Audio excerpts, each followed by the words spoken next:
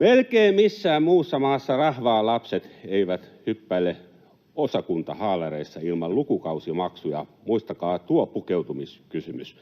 Nälkärajaa paljon parempi toimeentulo plakkarissa, opiskelijayksiö ensimmäisenä omakotina ennen mitään työpaikkaa.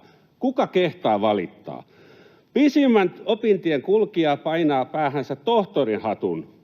Hatuttaminen, eli miltei keski-ikään saakka kouluttaminen, maksaa himputisti.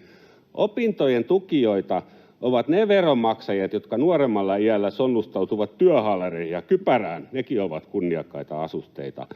Korkeakoulututkinto on suorittajilleen erittäin tuottoisa sijoitus, joka poikii palkkaa ja statusta. Minä kiihkosti kannatan tutkintojen maksuttomuutta suomalaisille. Kannatan tietojen, taitojen kirjoja ja oppineisuuden sfäärejä. Mutta toivoisin vastineeksi kiitollisuutta. Kiittämättömyys vain on maailman palkka.